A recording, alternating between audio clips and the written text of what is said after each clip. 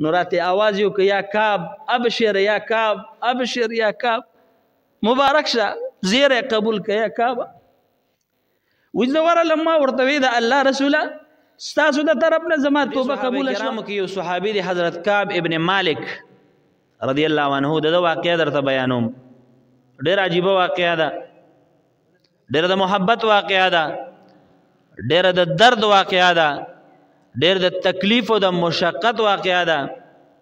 او ډېر لوی د امتحان او د ابتلا او ازمایش واقعه ده او ډېر سبق آموز واقعه ده چې انسان دې ته سوچ وکړي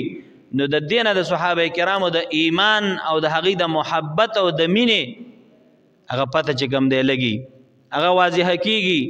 هغه خبره ظاهریږي چې صحابه کرام خو صحابه کرامو. مبارک د چاندي افیل وکړ او صحابه کرامو ته وی ځان تیار کې او غزوه تبوک ته د رومیانو مقابله لزو. ډېره ښه د صحابه کرامو ځان تیار ک. یو درې صحابه کرام په هغې کې یو حضرت کعب ابن مالک رضی الله عنه، یو حضرت هلال ابن امیہ رضی الله عنه، حضرت مراره ابن ربیع رضی الله عنه، دا درې صحابه کرام دوی چې کوم دی د دغه غزا نه د تبوک د دې جنګ نه د دې غزا نه دوی پاتې شو، دوی لا نړل او پاتې په څه وجه شو؟ په دې وجه پاتې شو چې دوی وی چې موږ خو لا د سورلی لحاظ سره برابر یو، زه چې صحابه کرام لږ مزل وکړي پلانکي ځای ته ورسي نو موږ به ورپسې ور روان شو، موږ ورځو. بیا چې کله هغې صحابه کرام او جناب نبی کریم صلی الله علیه وسلم مزل وکړه، دوی ځان سره سوچ وکړه چې زموږ سورلی خو تیزې دي، مونږ خو تکړی وو، مونږ رسېدی شو، ورګه چې پلانکي ځای ته ورسي مونږ به ورپسې لاړ شو. ورګه چې پلانکي ځای ته ورسي نو په دغه انتظار په دغه کسل او دغه ناراسته حالت کې صحابه کرام غزوه تبوک ته لاړل. هلته پیغمبر علیه السلام تپوس هم کړی و. وی کعب ابن مالک نه ښکاري، چا ورته وی د الله رسول وی کعب ابن مالک خو په هغه وخت کې جهادونه کول چې کوم وخت کې غریب و، اوس چې مال راغی او مالدار شو دی اوس غزاګانې نه کوي، جهادونه نه کوي. بل صحابي پرې راودانګل وی داسې مه وایه، کعب ابن مالک صاحب داسې نه دی، هغه د الله او د رسول سره ډېره مینه او ډېر محبت دی، خو په څه عذر به پاتې شوی یا به وروستو راځي موږ پسې، داسې خبرې مه کوه. نو چې کله صحابه کرام او جناب نبی کریم صلی الله علیه وسلم د غزوه تبوک نه را واپس شول نو د پیغمبر علیه الصلاة والسلام معمول بداو چې د سفر نه به کله مرالل نو ډایرکټ به جومات ته راتلل مسجد ته. نو رسول الله صلی الله علیه وسلم مسجد ته راغی. څه خوشبخته صحابه و چې هر وخت به نظر سترګې په سترګو په مخ مبارک او په بدن د جناب نبی کریم صلی الله علیه وسلم باندې لګېدی. څه خوش قسمته خلک و چې کله رالل نو حضرت کعب ابن مالک صاحب دا واقعه بیانوي، وی چې کله دوی غزوه تبوک ته تلي وو نو وی دغه وخت کې زه د خپل کور نه راووتم، زه ځوان وم، وی ما ته په دې کلي علاقه کې څوک په نظر نه راتله، یا ماشومان به مې لیدل یا به چېرته زنانه وې او یا هغه اکا دکا خلک چې یا منافقین پاتې شوي وو د دغه جهاد نه دغې غزوې نه. وی ما به ځان سره زړه کې سوچ کو چې ته خو ماشوم نه یې، ته ولې پاتې شوی، ځان به مې ملامته کو، ته خو زنانه نه یې، ښځه خو نه یې، ولې جنګ نه جهاد نه پاتې شوی، ځان به مې ملامته کو. معلومیږي دا چې د منافقینو قطار کې راځي، ځان سره به مې دا دغه کو. خو به هر حال چې کله جناب نبی کریم صلی الله علیه وسلم راغی مسجد نبوي کې تشریف فرما شو نو دا منافقین رالل، یو ورته د ځان نه دروغ ووی، وی زما کور کې بیماری وه زه ځکه لا نړم او موږ دپاره بخښنه کوه. نو پیغمبر علیه السلام خو پې پوه وی ښځه به ستاسو ته بخښنه ده، بل منافق راغی بانه وکړو دروغ یې ووی بیمارو ما پلار مې بیمارو یا بل څه عذر څه بانه به یې جوړه کړه زه ځکه جهاد له غزوې تبوک ته لا نړم زما عذر قبول که ښځه ستا عذر قبول دی نو داسې کسانو له به یې دغه ورکو وی په دې کې زر عالم کعب ابن مالک رضی الله عنه فرمایي ګور د باندې ډېر سختي تېرېږي دې ځای کې ګورئ ډېر لوی امتحان کې اوس دی واقع کېږي ډېر لوی تکلیف او ابتلا ازمایش کې واقع کېږي وی زه چې څنګه رالم د الله نبی جناب محمد رسول الله صلی الله علیه وسلم ته ور مخامخ شم او سلام مې وکړ کېناستم نو پیغمبر علیه الصلاة والسلام د غصې په شکل کې ما ته داسې تبسم خندا غوندې وکړه لکه سړی چې غصه کې خاندي که نه نو زه پوه شم چې رسول الله صلی الله علیه وسلم داسې خفه دی نو ما نه تپوس کو چې کعب ولې ستا سورلي نه وه په څه وجه باندې دې غزوې نه پاتې شوې تبوک ته ولې لا نړې نو کعب ابن مالک صاحب وی ما ورته وی د الله رسوله که ستاسو نه غیر بل چاته زه ناست وې او دا تپوس یې ما نه کړی وې نو زه د ژبې نه او د خبرو نه دومره چالاکه یم دومره فصاحت او بلاغت مې دی دونه صفایي او چالاکي مې ده چې هغه سړي ته به ما دروغ رښتیا ویلي وي مطلب ځان به مې ته خلاص کړی و خو د الله رسوله تا ته دروغ نه ویم پاکه خبره کوم او صفا رښتیا درته ویم او که رښتیا ونه ویم دروغ ویم نو بیا الله تعالی تعالی خبر درکوي زما حال درته بیانوي نو تا ته دروغ نشم ویلی وی په څه وجه نه وې راغلی د الله رسوله هېڅ عذر راته نه و سورلي را سره برابر وه د نور کله په نسبت باندې مال لا سره برابر و خو دا اسره مې کوله ما چې دې ځای پورې ورسي زه به ور روان شم زه بیا را لاندې کړم بیا چې دې ځای ته ورسي نو په دې ناراستۍ کې په دې کسل کې په دې دغه کې زمانه دا غزوه چې کوم دی پاتې شوه او زه دې جهاد کې شریک نه شوم او زه پاتې شوی یم د الله رسوله وی جناب نبی کریم صلی الله علیه وسلم راته وویل چې ښځه ټیک شو پاسه وی چې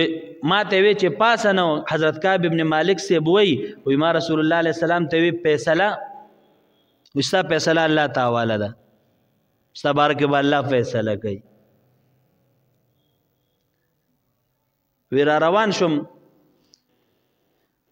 وی په دې لار کې مې زړه ته دا وسوسې او دا سوچونه راتلل چې راځه زر زر ور واپس شو پیغمبر علیه السلام ته وویل چې جی ما نه هغه عذر ایرو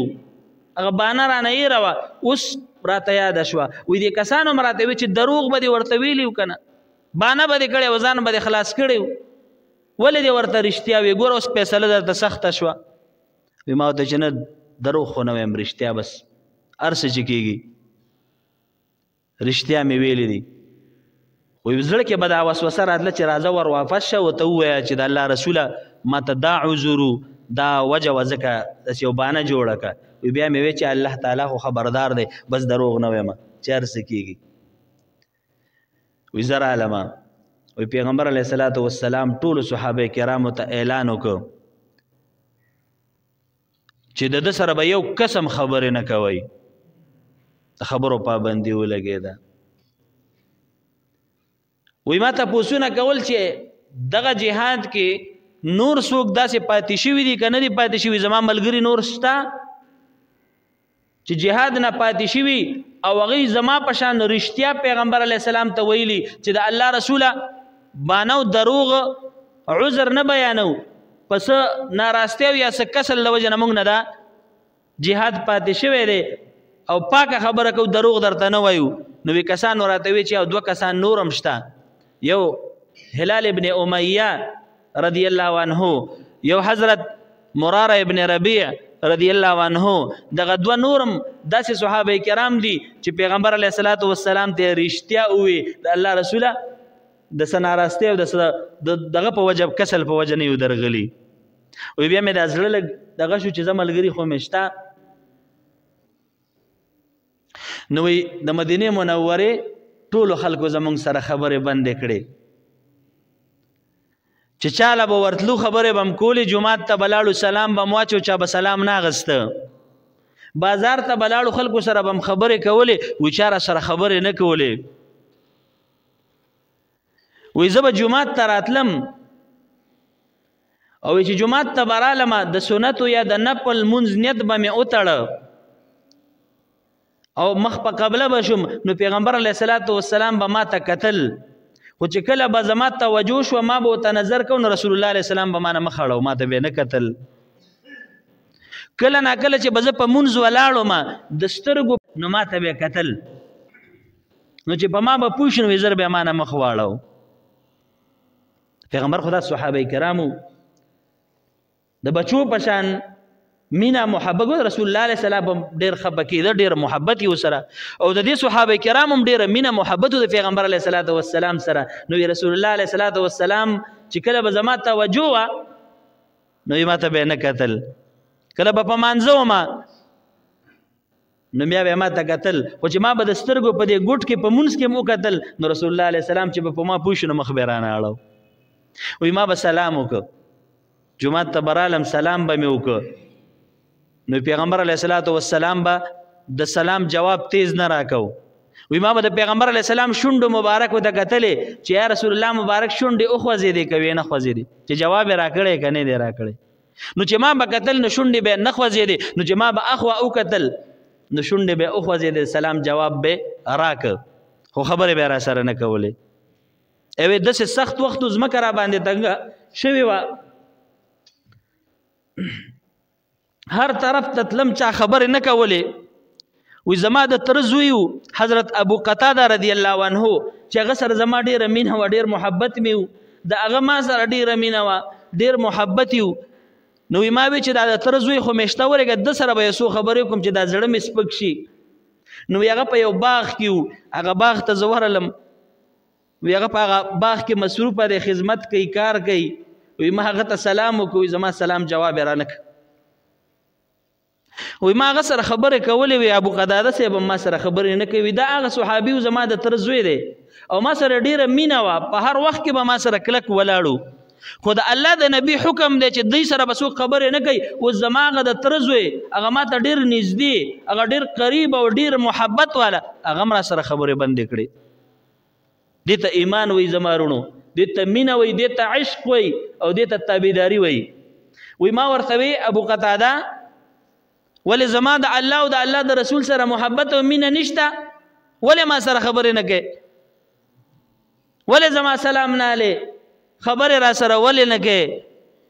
وی ما له جواب نه راکو وی چې ډېر مې تنګ مې کو اخیري مې تنګ که نو وی راته په جواب کې وی چې الله ورسوله اعلم الله او پیغمبر ښه پوهېږي زه تا سره خبرې نشم کولی چې ستا د الله او نبي سره محبت شته او که نشته دا تپوسونه مانه مه کوه موږ رسول الله منې کړي یو نو د تر هغه زوی م را سره خبرې نه کولې په کلي کې کوڅو کې به ګرځېدم چا سره خبرې نه کولې بازار کې ګرځېدم چا خبرې نه کولې جومات ته راتلم چا خبرې نه کولې و یو ځل بازار ته لاړم یو قاصد راغلی و هغه چغې وهلې وی کعب ابن مالک چېرته دی وی کسانو ورته وی چې هغه دی وی مال راغی و مال یو خط راکه وی هغه خط د شام د بادشاه د طرف نه راغلی و غسان یو بادشاه و داغه عیسائی بادشاه و داغه د اړخه خط راغلی و وی په هغه خط کې لیکلی و چې کعب ابن مالک ته ډېر تکړه او وفادار او بهادر شخصیت زه خبر شوی یم چې ستا مشرانو ستا خپلوانو تا سره بایکاټ کړی خبرې در سره نه کوي نو ته مال راشه زه به د ډېر لوی قدر او عزت وکړم او ډېر غټه مرتبه او عهده به درکړم او ډېر خیال به دې وساتم کعب ابن مالک صاحب وایي چې دا خط مې وکته وی نورم په جړا شم نورم خپه شم چې یالله دا کوم امتحان دی د الله نبی را سره خبرې نه کوي صحابه کرام را سره خبرې نه کوي اوس کفار بادشاهان مال دعوتونه د خپل بادشاهۍ را کوي وی هغه خط مې د ډېرې غصې نه راواغسته او په تنور کې مې وسوځو او وی په کور کې ومه او جومات ته بتلم وی چې څلوېښت ورځې پوره شوې څلوېښت ورځې ما سره صحابه کرامو خبرې ونه کړې پیغمبر علیه السلام را سره خبرې ونه کړې د چا خواله چې ورتلم وی سلام به مې کو جواب به نه راکو حتی اذا ضاقت عليهم الارض بما رحبت وضاقت عليهم انفسهم وظنوا ان لا ملجأ من الله الا اليه یو لسمه سپاره کې دا بیان دی بیخي ارسره باندې تنگ شو کلاو پراخ ځمکه را باندې تنگ شوه نو چې سلوي خورځې برابر شوې یو منادي راغی آواز یې وکړ وی زه خوشحاله شوم چې جوړ زما توبه قبوله شوه زما باره کې حکم راغی وی هغه راته ووی چې د الله رسول صلی الله علیه وسلم را لیږلی یم چې کعب ابن مالک ته ووایه چې د خپلې بیبي نه جدا شي خپلې بیبي سره به تعلق نه ساتي امتحان نورم سخت شو وی ما صرف د هغه نه دا تپوس وکړو چې ښځې له طلاق ورکم که نه اسې پرېږدم وی قاصد راته ووی هغه منادي راته ووی چې طلاق له مه ورکوه همداسې ځان نه جدا کا کوروالی مجامعت نزدېکت به نه کوې وی زه چې کور ته رالم ما خپلې ښځې ته وی چې زه د پلار کره لاړه شه د الله رسول حکم کړی دی چې د خپلو بیبیانو نه جدا شي او مدینه کې را سره څوک خبرې نه کوي رشته دار را سره خبرې نه کوي صحابه کرام را سره خبرې نه کوي د الله رسول صلی الله علیه وسلم را سره خبرې نه کوي دا 40مه ورځ ده او زه شابه تم پلار کره لاړه شه وی کور والا راته وی چې ستا هغه کوم بل ملګری چې دی حضرت هلال ابن امیه د هغه کور والا پیغمبر علیه السلام کره تللی وه او د رسول الله علیه السلام نه تپوس کړی و چې زما خاون حضرت هلال بوډا دی کمزوری دی بیمار دی که زه د ده سره خدمت دپاره پاتې شم نورې څوک نشته د خدمت نو پیغمبر علیه الصلاة والسلام هغه بیبیانو ته اجازت ورکړه چې خیر د خدمت یې کوئ خو ورنږدې کېږئ به نه کعب ابن مالک صاحب وی زما بیبي ماته ووی که زم لاړه شم لږ تپوس وکړم د پیغمبر علیه الصلاة والسلام نه که ماته م اجازت راکړي وی ما د خپلې بیبي ته وی کعب ابن مالک صاحب وی ما د خپلې بیبي ته وی چې هغه خو بوډاګان دي کمزوري دي هغه عاجزه دي او زه خو ځوان جان یم بلکل دا تپوس دپاره ضرورت نشته ته شابه زه پلار کره ځه د حضرت هلال ابن امیه چې کومه بیبي و حضرت خوله رضی الله عنها پیغمبر علیه السلام ورته وی چې د خپل خاوند سره پاتې شه د خدمت دپاره خو نږدې کېږي به نه هغه ورته د خپل خاوند حال بیانوي د الله رسوله خو ډېر کمزوری دی بوډا دی د کوروالي نه دی عاجزه دی او لا ارڅه خو پرېږده د الله رسوله د کومې ورځې نه چې دا خبره راغلې ده د هغه ورځې نه په جړا سر دی خو په ګیره باندې اوښکې بهیږي خو جړا او فریاد کوي اما ته د نزدېکت هغه بالکل رجحان او سوچ هم نشته د الله رسوله صرف د دې بوډاوالي په وجه کمزورتیا په وجه کې زه خدمت وکړم او تاسو اجازت کوئ نو ښه ده دومره سخت کلک ایمان زما وروڼو دومره لوی محبت صحابه کرام د خپلو بیبیانو نه د جدایي اختیار شوه کلیوالو نه رشته دارو نه د خبرو د تعلقاتو جدایي اختیار شوه صحابه کرامو نه جناب نبی کریم صلی الله علیه وسلم نه حضرت کعب ابن مالک سے فرمایي وی 50 ورځې تېرې شوې یعنی 10 ورځې نورې په دې 40 پسې واوړې د 50 دن شوې او په دې کې خو ځوان وم زما دا نور دوه ملګري چې وه بوډاګانو کمزوري به د کوره نه راوتل هغه مسله باندې هغوی په ژړا او په چغو په فریاد باندې الله ته او ما به م ژړا او فریاد کول څوک د خبرې نه و چا را سره خبرې نه کولې کله ناکله چې به رالمه سلام به مې وکړو چا سلام نه اخسته نو وی زه د سهار مونځ مې کړی په 50مه ورځ باندې د 50مه شپه چې کله سبا شوه په سهار باندې د خپلې کوټې په سر د پاسه ناستې مونځ مې کړی دی او قشان په جړا او فریاد الله ته سوال منت او زاری کوم وی په دې وخت کې یو کس چغې وی یا کعب ابن مالک ابشر ابشر ابشر وی کسان سره منډې وی او یو کس یو غونډې ته ختلې د هغه ځای نه چغې وی وی کوم کسان چې را منډې وی سورلو باندې دي د هغې نه کوم چې هلته غونډې ته غر ته ختلې د هغه اواز مخکې را ورسېده بس وی زړه مې رو رو ټیکېده وی ما وی چې جوړ زما توبه الله تعالی قبوله کړه وی چې دا چا زیری کړی وی هغه زما خواله راغی دغه وخت کې ما جړل زه ډېر پریشان او خفه وم او زما په دې اوږو باندې یوه کپړه پرته وه یو صادر پروت و نو ما خپل کپړه هغه صادر راواغسته دا چا چې ما له زیری راوړی و دې زیري کوونکي له مې هغه په زیري کې ورکړه ډېر لوی زیری دی را باندې وکړه او د هغې نه پس بیا راپاڅېدم او مسجد نبوي ته رالم او جناب نبی کریم صلی الله علیه وسلم مسجد نبوي کې تشریف فرما دی صحابه کرام ته غیر چارپیره ناست دي او د پیغمبر علیه الصلاۃ والسلام دا وجهه دا مخ مبارک داسې پړقېده او داسې ځلېده لکه د سپوږمۍ یوه توکړه چې کله چې به رسول الله علیه السلام خوشحاله و که نه خندېده به خوشحالېده به د مخ به یې رڼا کوله که د نور په شان نو ما چې د رسول الله علیه الصلاۃ والسلام د مخ مبارک ته وکتل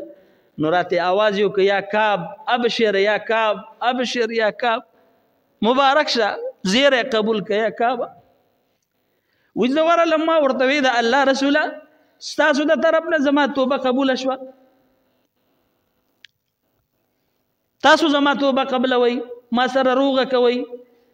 که الله تعالی زما د باره کې حکم راولېږه